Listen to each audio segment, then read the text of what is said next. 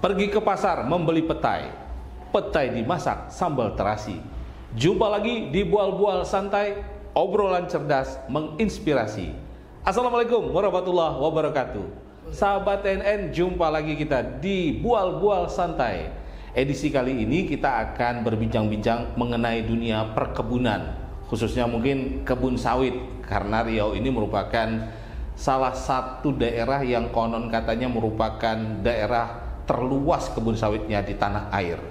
Dan untuk membahas soal dunia perkebunan ini, saya sudah bersama Pak Dr. Devris Atmaja, SP MSI. Woi. Kabar Bang Saud sehat? Sehat itu. Sehat, ya, iya. Yang penting kita tetap happy, tetap sehat, Bang. Sehingga kita bisa bual-bual terus. Tapi ini bukan bual sembarang bual, karena kita memang mengangkat isu-isu yang menarik lah ya seputar Riau khususnya. Nah, Bang Devris, ya, ini tentu keseharian tugasnya itu berkaitan dengan dunia perkebunan. Ya, terutama di Riau seperti saya katakan tadi kan katanya salah satu daerah yang kebun sawitnya itu terluas. Nah, bagaimana gambaran terkini lah dari bidang perkebunan di Riau ini? Baik, terima kasih Bang Saud atas undangannya di podcast kita di Bual-Bual Santai ini. Ya. Jika kita bercerita kelapa sawit itu pasti tidak akan terlepas dari yang namanya Provinsi Riau. Jadi identik gitu identik dengan sektor perkebunan. Ya. Nah, jika kita bercerita kelapa sawit di Indonesia ini yang luasnya 16,5 juta hektar itu 20%-nya ada di Provinsi Riau. 20%? 20%. Dari sekian banyak provinsi itu? Dari 23 provinsi yang punya kebun sawit, kita terluas 20%. Ya. Nah, hasil dari perhitungan kami dari interpretasi foto citra satelit yang kami lakukan 2023 yang lalu, itu luas tutupan kelapa sawit kita yang ada di Provinsi Riau ini seluas 3,8 juta hektar. 3,8 juta. Makanya 20%-nya ada di Riau kalau kita bercerita di Indonesia. Makanya ketika kita bercerita kontribusi Riau terhadap CPO Indonesia, kita tentunya selalu terdepan, dan juga tentunya dari sektor industrinya juga kita pasti selalu juga terbesar. Dari 1.118 pabrik kelapa sawit yang ada di Indonesia, ini 287-nya ada di Riau. Dan ini juga industri kita juga terbesar. Makanya hari ini ketika kita bercerita sawit, tadi kami sampaikan bahwa Riau identik dengan sawit, ya memang sawit itu adalah Riau itu adalah sawit. Ya. Itu artinya sebagian besar kehidupan masyarakat Riau ini juga dipengaruhi oleh sawit. Betul, Bang. Jadi ketika kita flashback di tahun 2022 yang lalu, kami pernah menetapkan harga sawit itu di angka 4.200-an per kilo. Tinggi ya? Tinggi sekali. Dan itu sejarah pemecah rekor sampai hari ini. Di daerah lain, provinsi lain pun di Indonesia belum ada yang setinggi kita harganya. Nah, dampaknya kaitannya ketika kita bercerita dengan ekonomi hari ini, di saat harga sawit kita tetapkan di 4.000-an itu dampaknya sangat luar biasa terhadap perekonomian masyarakat kita hari ini. Terbukti ketika showroom mobil Pajero dan showroom mobil satu lagi mobil Pajero dan juga Fortuner, Double Garden yang harganya memang mungkin 0,5 miliar ke atas, itu sampai inden 3 bulan. Dan yang luar biasa, yang inden itu adalah pekebun-pekebun kelapa sawit kita. Dan ini sangat luar biasa dampaknya. Nah, namun juga begitu, ketika harga sedang puncak-puncaknya, pada saat itu juga harga minyak goreng juga mulai menggila. Dimana hari itu memang minyak goreng sampai 40 ribuan, kalau tidak salah 50 ribuan per kilonya. Itu gara-gara apa bisa sampai? Karena harga CPO, Bang. CPO. Karena harga CPO tinggi, waktu itu hampir 18.000, maka berdampak juga ke harga minyak goreng. Hari ini sama-sama kita ketahui bahan baku dari minyak goreng itu adalah sawit. CPO itu pun itu juga bahan bakunya sumbernya dari TBS kita, tandan buah segar kelapa sawit kita. Nah, makanya ketika harganya anjlok pada saat itu juga berdampak kepada ekonomi masyarakat kita. Ini terbukti ketika harga tinggi showroom mobil baru kosong, ketika harga rendah showroom mobil bekas di sepanjang Jalan Soekarno-Hatta itu penuh, Bang Saud. Sampai sekarang masih penuh tuh. Masih penuh. Ya, karena harga sawit turun tidak bisa ditetapkan. Masih banyak. Jadi kira-kira memang sawit ini merupakan tulang punggung ekonomi kita, dan juga memang pembentuk dari PDRB kita di Provinsi Riau. Lebih dari 20% pembentuk PDRB Provinsi Riau itu adalah dari sektor perkebunan di subsektor tanaman kelapa sawit kita ini. Nah, kalau kita bicara ini sesuatu yang menjanjikan ya. Mungkin dulu awal-awal mungkin 80-an, 90-an itu masih belum terlihat lah ya bagaimana sawit itu mempengaruhi ekonomi, sehingga banyak orang dulu kan barangkali ya enggan jadi petani atau pekebun sawit. Tapi kalau sekarang kan animonya kayaknya tinggi. Sangat luar biasa. Saya kalau jumpa teman-teman tuh pasti ditanya udah berapa kebun sawit ya. Jadi dan banyak yang kemudian bercita-cita nanti saya kalau apa pengen punya kebun sawit. Itu masih memungkinkan kalau Riau misalnya atau masyarakat ingin membuka kebun sawit, itu masih memungkinkan di Riau. Ya, jadi kalau kita lihat dari sebaran tutupan, proporsi ataupun porsi antara hutan dengan tanaman ini sudah tidak ada lagi pembukaan kawasan sawit, kawasan hutan lagi untuk kebun sawit. Ini sudah kita stop melalui peraturan Menteri Pertanian ini di tahun 2019 lalu. Jadi kita sudah stop. Artinya hari ini kita untuk bagaimana meningkatkan produksi sawit kita lebih kepada intensifikasi daripada ekstensifikasi. Oke, jadi nggak bisa buka kebun sawit baru, tapi maksimalkan yang sudah ada untuk meningkatkan produksi.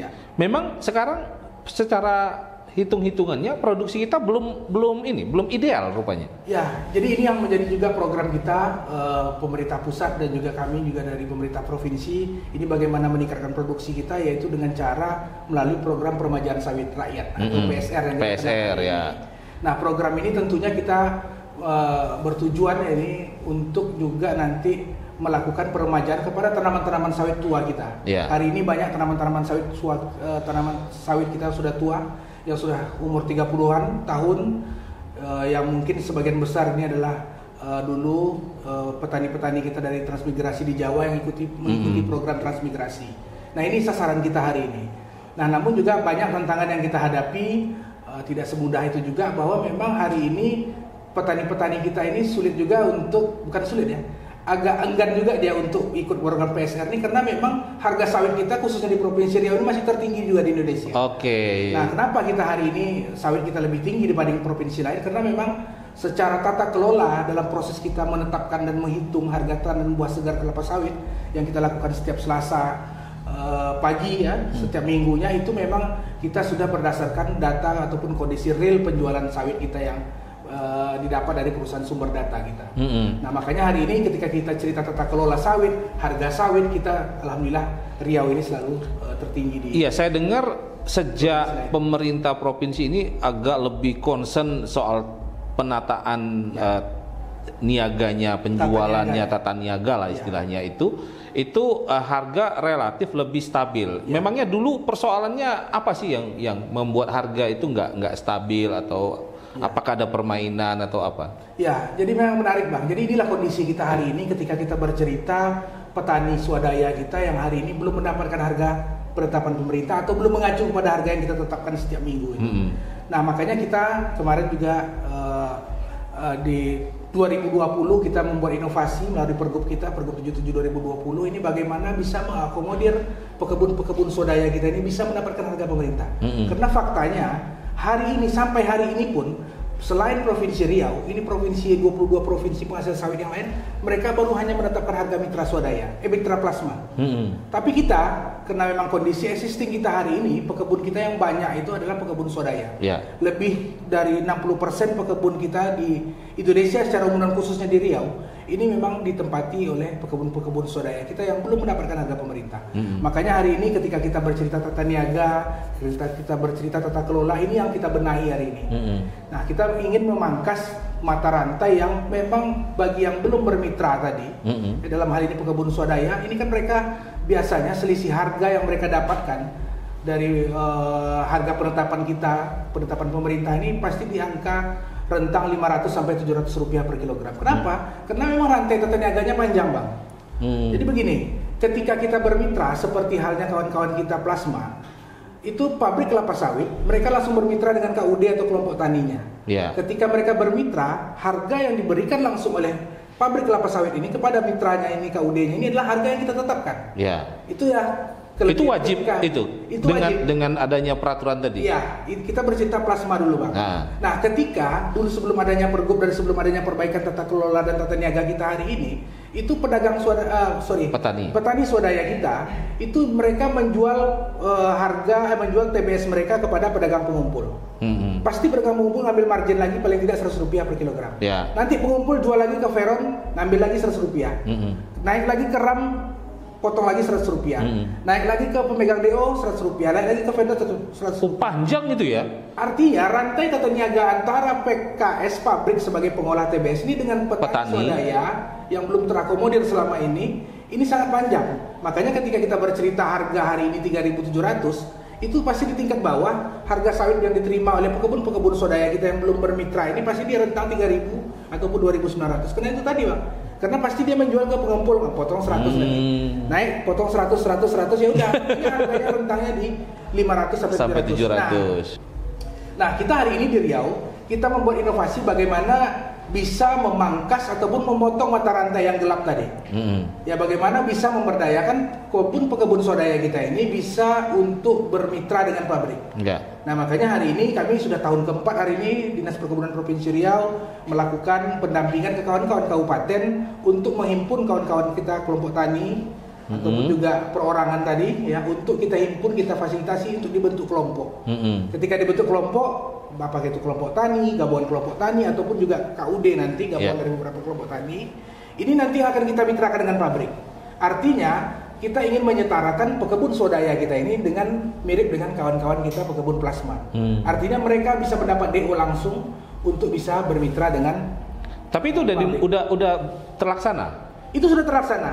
Jadi maka tadi kami bilang kita sudah menetapkan 2 harga dan ini pertama di Indonesia dan sampai hari ini masih Riau satu-satunya, baru Riau yang sudah menetapkan harga mitra swadaya. Karena memang hari ini kami sudah berhasil memitrakan 21 kelompok tani swadaya untuk kita mitrakan dengan 5 pabrik kelapa sawit, dengan 9 pabrik kelapa sawit di 5 kabupaten kota. Dan ini terus berjalan, Bang, dan ini terus bertumbuh. Akan bertambah jumlahnya, terus bertambah. Sehingga harga itu lebih terjamin dan petani lebih sejahtera tentunya gitu. Betul sekali, Bang. Jadi salah satu upaya kita untuk memberikan rasa keadilan bagi pekebun-pekebun swadaya kita tadi yaitu tadi kita membuat regulasi yang bisa juga nanti mengakomodir kawan-kawan kita swadaya, karena ini sangat luar biasa jumlahnya dan tentu harus ada kehadiran dan juga peran pemerintah di situ untuk memberikan kepastian dengan rasa keadilan tadi.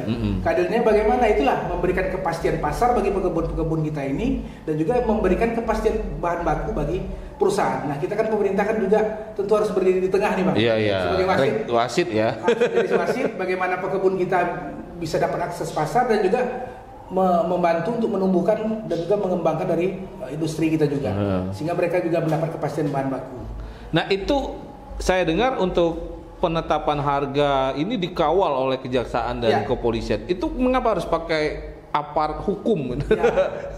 Jadi betul sekali, Bang. Jadi memang hari ini ketika kita bercerita sawit, ini semua sektor ataupun semua aparat yang ada di Indonesia ini semuanya mengambil peran di sana. Nah, khusus kita Provinsi Riau, kita sudah melakukan MOU dan kerjasama dengan Kejaksaan Tinggi Riau. Dengan harapan tentunya ini memberikan pendampingan kepada kami untuk memudahkan dan juga memperlancar untuk kegiatan fasilitasi kemitraan yang akan kita laksanakan. Nah, hari ini juga ya saya juga heran juga kenapa hari ini sulit bagi perusahaan-perusahaan sawit hari ini, khususnya PKS non kebun. Ini sepertinya agak dalam tanda kutip berat hati dia untuk mau bermitra. Nah, ini yang coba kita gugah gugah kawan-kawan kita himbau, dan alhamdulillah ini mendapat respon dari Kejaksaan Tinggi pada saat itu ingin memberikan pendampingan kepada kami. Ya, kenapa? Karena memang secara regulasi ketika kita bercerita regulasi hari ini memang regulasi yang terkait dengan kemitraan sawit ini memang sanksinya masih rendah. Jadi kalau kita bicara sanksi regulasi ya terkait di dalam hal ini aturan Peraturan Menteri Pertanian 01 tahun 2018 ini ya sanksinya masih bencong, Bang. Masih bencong. Jadi memang belum tegas. Sengaja saya katakan bencong, belum tegas ya, karena memang ketidaktegasan regulasi ini membuat kita di bawah di tingkat provinsi dan juga kawan-kawan kabupaten sulit untuk menegakkan dan juga memberikan solusi bagi pekebun-pekebun tadi untuk bisa mendapatkan harga yang berkeadilan tadi. Itu yang dianggap melanggar aturan atau hukum itu apa contohnya itu konkretnya? Nah, jadi gini Bang, jadi di regulasi itu secara aturan di peraturan Menteri Pertanian itu setiap perusahaan itu wajib melakukan kemitraan. Oke. Nah, kemitraan ini sebetulnya sudah terpenuhi oleh pabrik-pabrik, khususnya pabrik kelapa sawit non kebun. Itu memang di awal pengurusan mereka memang diwajibkan untuk punya kebun sendiri ataupun mengelola kebun milik masyarakat sekurang-kurangnya 20%. PKS ini. Ya. Okay. Apalagi yang khususnya non kebun ini.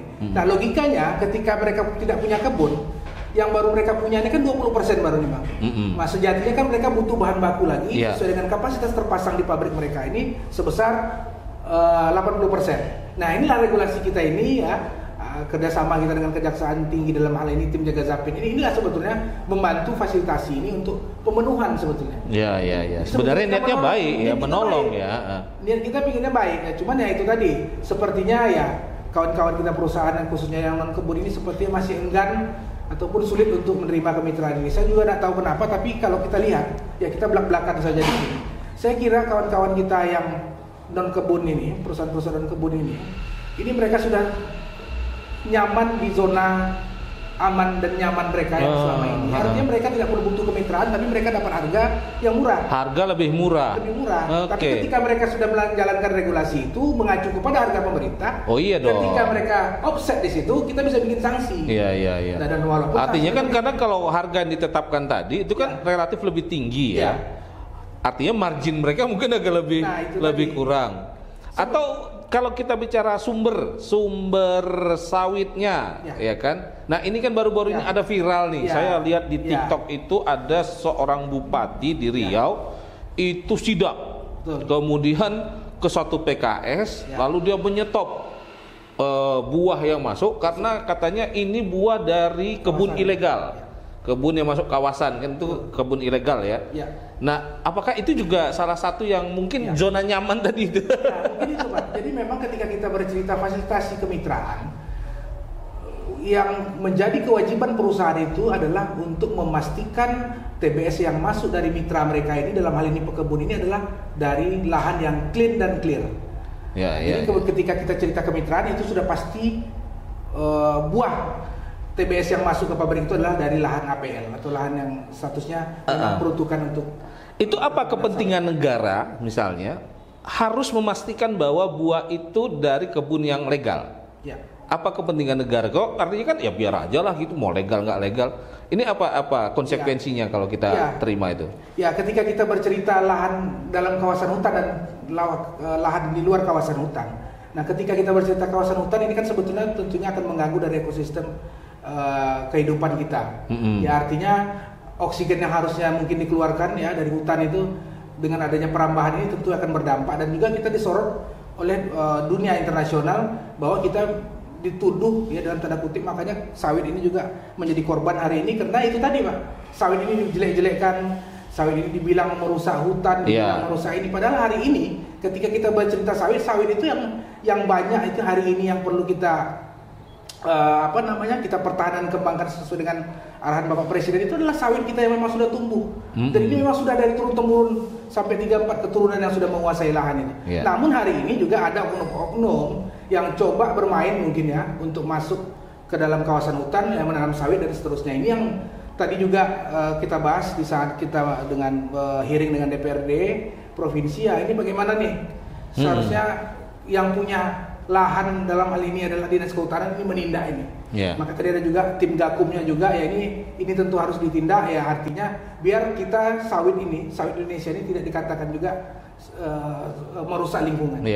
Artinya kita kan berusaha betul menjaga tata niaga sawit ini baik di dalam negeri sampai ke dunia internasional, tidak mendapatkan black campaign ya gitu. Karena selama ini kalau dari Uni Eropa segala macam itu kan selalu bicara wah sawit itu sesuatu yang merusak, sesuatu yang negatif, ya kan?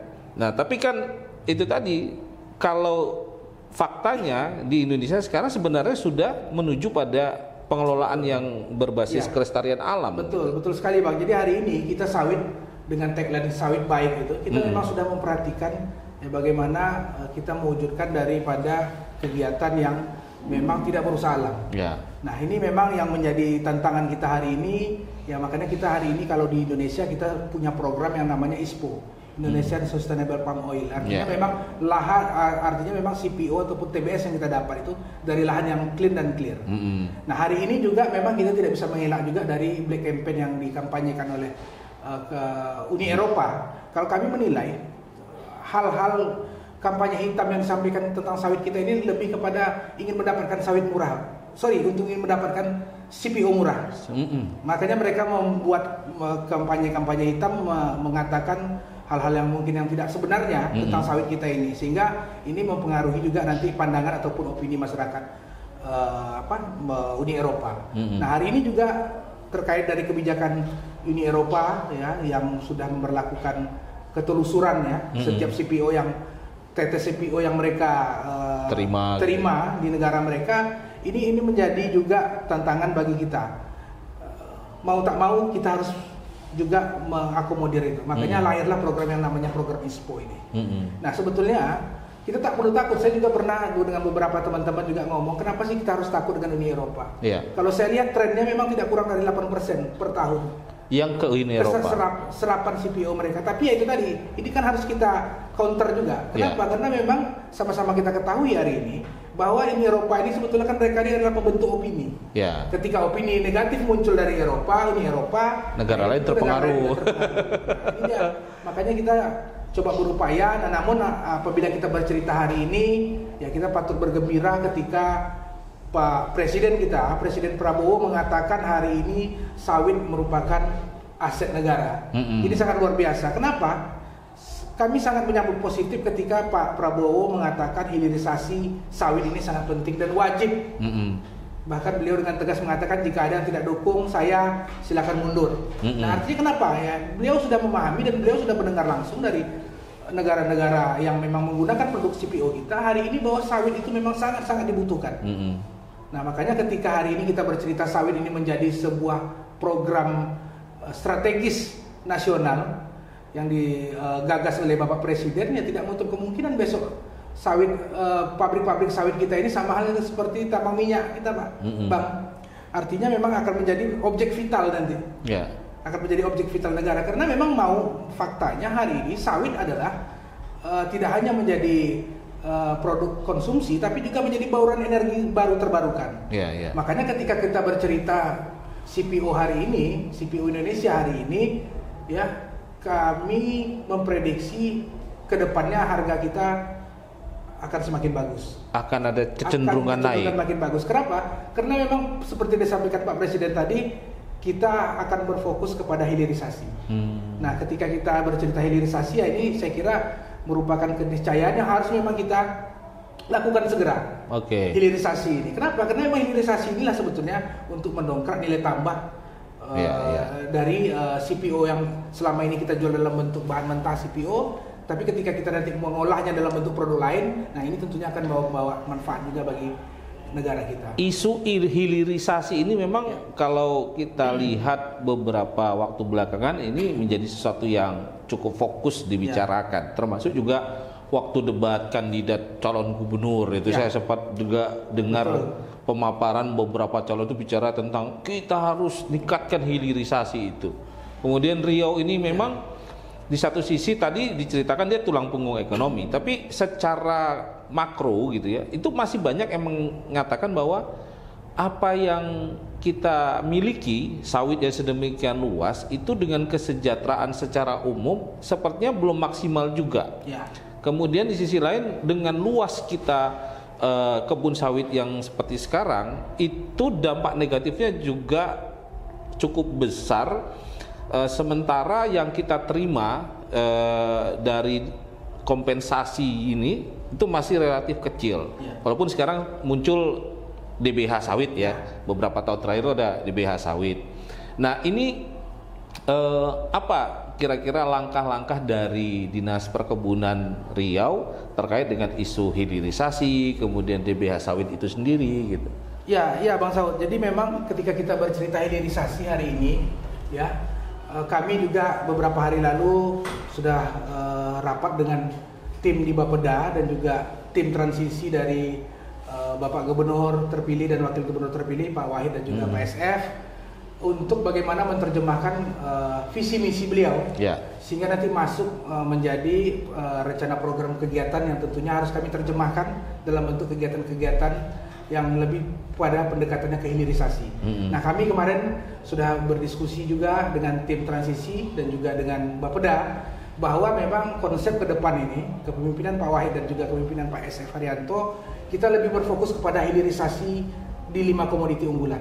5 komoditi unggulan. 5 komoditi unggulan. Nah, hari ini komoditi unggulan kita selain sawit ada kelapa, kemudian juga ada karet, kemudian juga ada sagu dan juga kopi liberica. Nah, 5 komoditi unggulan ini yang sekarang ini kami sudah terjemahkan ke dalam bentuk program kegiatan sesuai dengan visi misi Pak Gubernur kita, Pak Wahid, bahwa ini akan menjadi fokus kita untuk 5 tahun ini. Nah, kita berfokus kepada hilirisasi tadi. Nah, kami juga sudah berbuat. Nah, mungkin insya Allah kemarin Pak Kadis kami sudah komunikasi dengan tim transisi bahwa mungkin nanti salah satu pilot project kita yang sekarang sedang kita bangun proyek pembangunan pabrik minyak goreng milik korporasi petani. Milik petani korporasi, artinya milik KUD atau petani. Kita di Kuantan Singingi. Nah, ini mudah-mudahan ya sesuai dengan arahan dan juga mungkin visi misi dari Bapak Gubernur terpilih, ini yang akan coba kita tekankan untuk nanti kita duplikasi dan replikasi. Nah, artinya kami punya cita-cita nanti punya program kerja 5 tahun ini, bagaimana yang sudah barusan terjadi beberapa bulan ini kita bangun melalui dana BPDPKS, ini bisa juga nanti kita duplikasi dan replikasi di 9 kabupaten klaster sawit yang ada di Provinsi Riau untuk mewujudkan dari visi misi Bapak Gubernur Abdul Wahid. Jadi sekarang kalau kita bicara hilirisasi, kalau untuk sawit itu baru di minyak goreng. Ya. Untuk di Riau sudah ada berapa pabrik infonya yang bisa buat minyak goreng itu? Ya. Jadi begini Bang Saud, jadi kalau terkait kita cerita industri minyak sawit, banyak pabrik minyak goreng, pabrik sawit yang sudah mengolah refinerinya sampai ke minyak goreng. Banyak, itu ada Wilmar, ada Musimas, ya kan, ada Astra, ada Sinarmas, mereka semua punya produk. Nah, ini yang mungkin yang kami tangkap sebagai sebuah visi misi dari Pak Gubernur kita, Pak Wahid, bahwa ini yang akan perlu kita tekankan, tidak hanya sekarang ini mindset petani kita ini hanya menjual TBS. Nah, ini yang coba kami tangkap dari visi misi ini. Ini bagaimana nanti sesuai dengan visi misi Pak Gubernur, ini petani kita tidak hanya menjual TBS lagi, tapi sudah menjual CPO ataupun jual minyak goreng. Nah, ini yang sedang kita kembangkan hari ini, yang sedang berproses dan berprogres di Kabupaten Kuansing. Mudah-mudahan kalau saya tidak salah kemarin Pak Wahid nanti begitu dilantik Maret mungkin akan langsung meresmikan juga nanti di Kabupaten Kuansing. Itu pabrik minyak goreng. Minyak goreng pertama di Indonesia dari dana BPDPKS. Wah, jadi ini peluangnya banyak juga ya. Nah, ini yang akan kita kembangkan nanti ke 9 kabupaten lainnya, Pak. BPDPKS itu menyediakan ya, mensupport kalau ada upaya untuk mendirikan pabrik. Itu skalanya mini atau sudah besar? Kalau yang untuk di Kuansing ini, yang tingkat korporasi petani tadi, artinya yang ini minyak pabrik sawit milik kelembagaan petani, milik korporasi petani. Ini kita sesuai dengan jumlah unit yang ada di BPDPKS itu lebih difokuskan kepada pabrik mini dulu dengan kapasitas 5 ton per jam. 5 ton per jam. 5 ton per jam.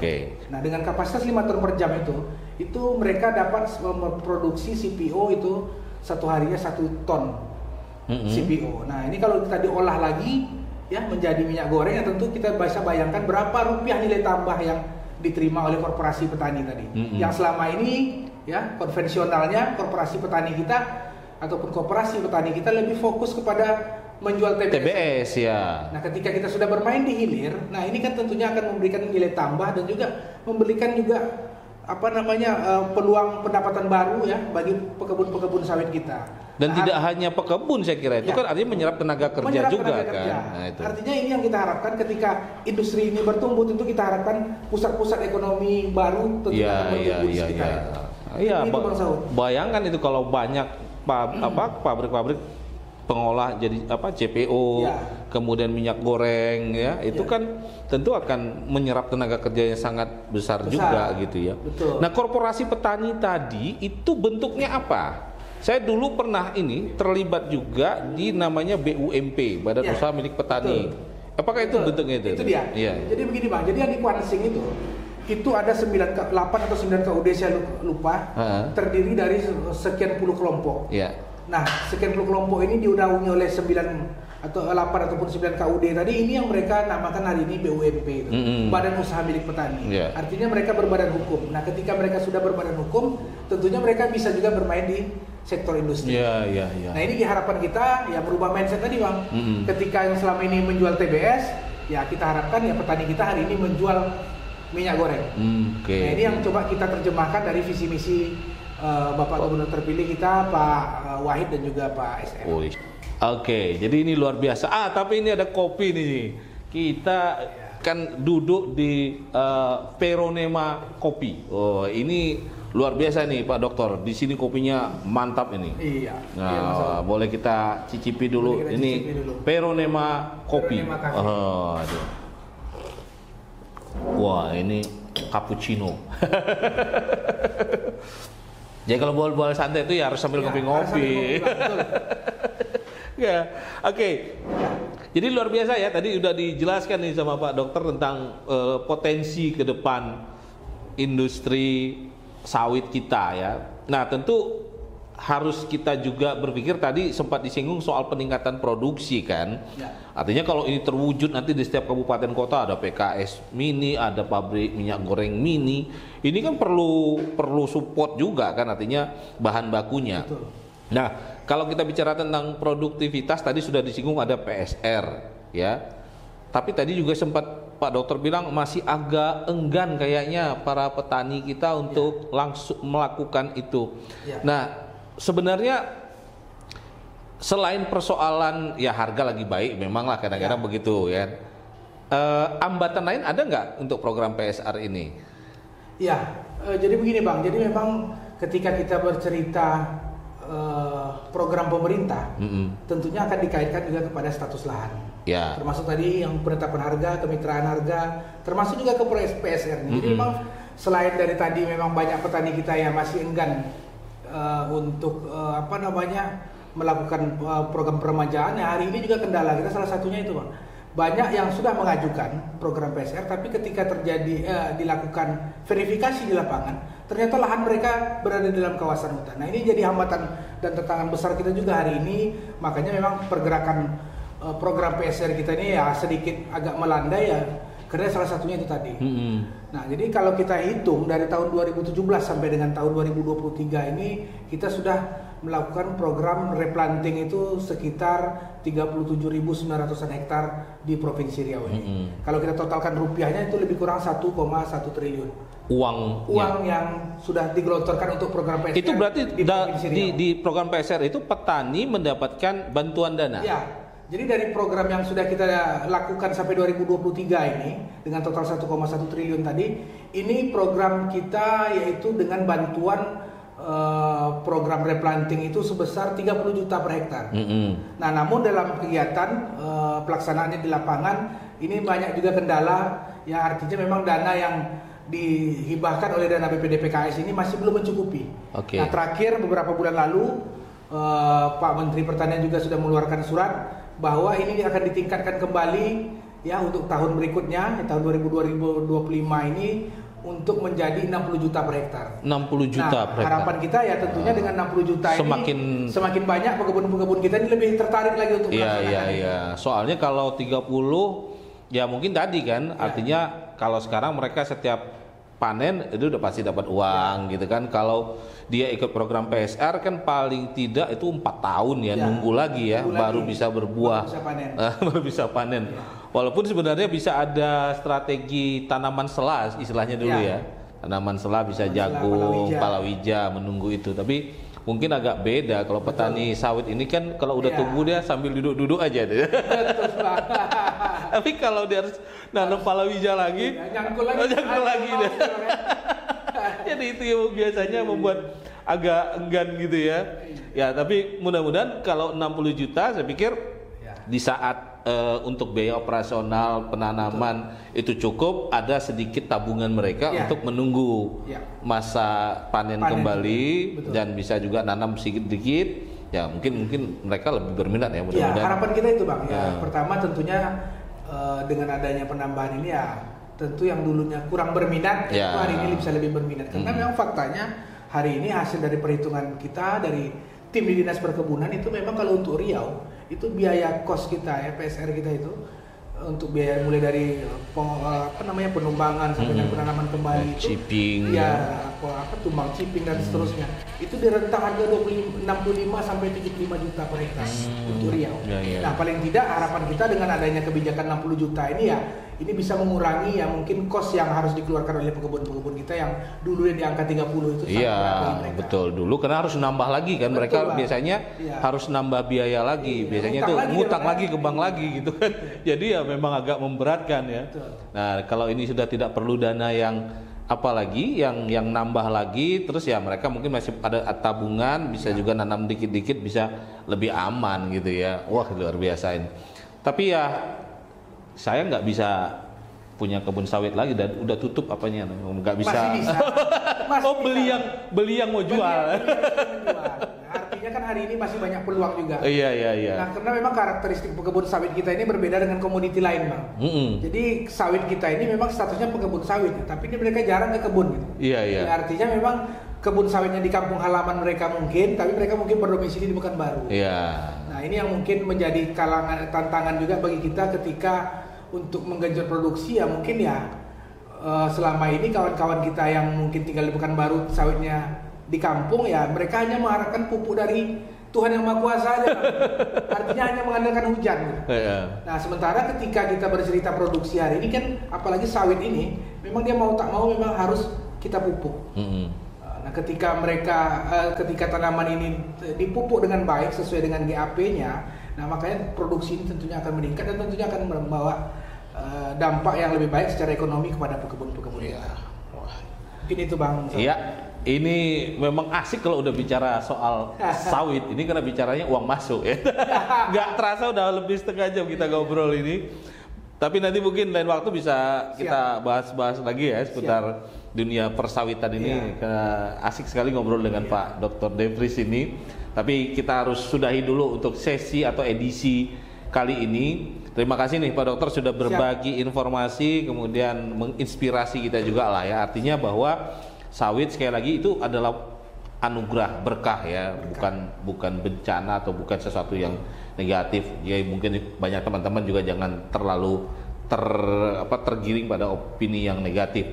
Dan mudah-mudahan program hilirisasi yang tadi juga sudah diceritakan bagaimana antusiasnya Pak Gubernur Wahid dan SF ini mau kembangkan, ini terwujud lah, sehingga sekali lagi tenaga kerja lebih banyak terserap. Jadi yang sejahtera nggak hanya petani yang punya sawit saja, tapi juga masyarakat sekitarnya terserap, sehingga lebih maksimal kan manfaat sawit. Sekali lagi terima kasih ya sudah. Siap. Terima kasih banyak Pak sudah diundang kembali. Kita tunggu undangan berikutnya. Itu tunggu undangan berikutnya, aman. Pokoknya kita akan bahas banyak hal karena memang Bola-Bola Santai ini ingin memberikan informasi yang cerdas dan menginspirasi. Siap. Sampai jumpa lagi sahabat NN. Assalamualaikum warahmatullahi wabarakatuh. Waalaikumsalam warahmatullahi wabarakatuh.